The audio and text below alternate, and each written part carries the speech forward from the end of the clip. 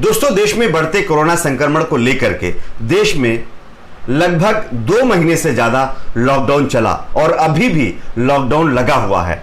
हालांकि अब अनलॉकिंग शुरू हो गई है, लेकिन इसी लॉकडाउन के दौरान करोड़ों की तादाद में लोग बेरोजगार हो गए हैं।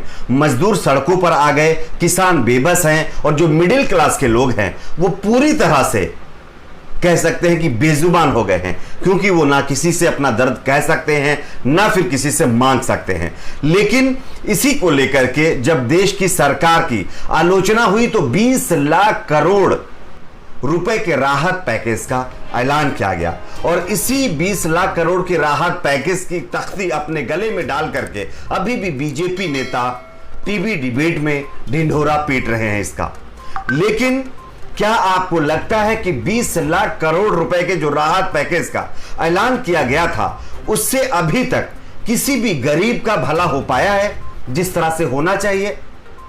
मेरे हिसाब से तो शायद 10% लोगों का ही भला हुआ होगा। और इसी पर आरबीआई के गवर्नर रघुराम राजन ने एक बार फिर से मोदी सरकार को निशाने पर लिया है और कुछ नसीहत दे डाली है। क्या कुछ उन्होंने कहा है आप जरूर सुनिए, हम आगे आपको सुनाएंगे। लेकिन उससे पहले अगर आपको भी लगता है कि सरकार को लॉकडाउन के दौरान मजदूरों, किसानों और बेरोजगारों और मिडिल क्लास के लोगों को और राहत देने की जरूरत है और अच्छे काम करने की जरूरत है सरकार को, अगर आपको भी ऐसा लगता है तो इस वीडियो को लाइक करें, चैनल को सब्सक्राइब जरूर कर दीजिए। कोरोना वायरस और लॉकडाउन के कारण चरमराई अर्थव्यवस्था को बूस्ट देने के लिए मोदी सरकार ने 20 लाख करोड़ के राहत पैकेज की घोषणा की। सरकार के इस ऐलान को लेकर के 20 दिन से ज्यादा का समय हो चुका है। सरकार के इस ऐलान से लोगों को कितनी राहत मिलेगी ये तो अभी आने वाला वक्त बताएगा। लेकिन रिजर्व बैंक ऑफ इंडिया के पूर्व गवर्नर रघुराम राजन ने सरकार को आड़े हाथों लेते हुए कहा है कि सरकार पैकेज का ऐलान करने के बाद चुप नहीं बैठ सकती, वो ये नहीं कह सकती कि उसने अपना काम कर दिया।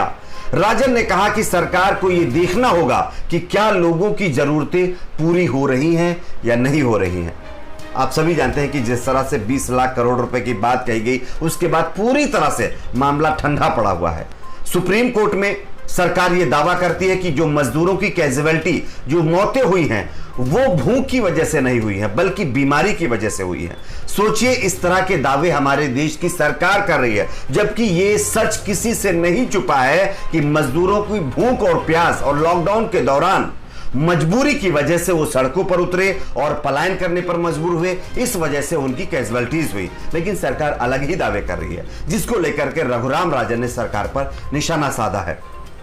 उन्होंने आगे कहा है कि रघुराम राजन ने कहा सिर्फ ऐलान करने से काम नहीं होने वाला, यह भी देखना होगा कि क्या यह काम जो पैकेज है कर रहा है या नहीं। अगर नहीं काम कर रहे हैं तो जरूरतों को पूरा करने के लिए बदलाव करना होगा। इंडिया टुडे टीवी के शो न्यूज टुडे में रघुराम राजन ने कहा कि पूरी दुनिया के लिए यह मंदी होने वाली है, इससे बाहर निकलने में कितना समय लगेगा यह कहना बहुत मुश्किल है।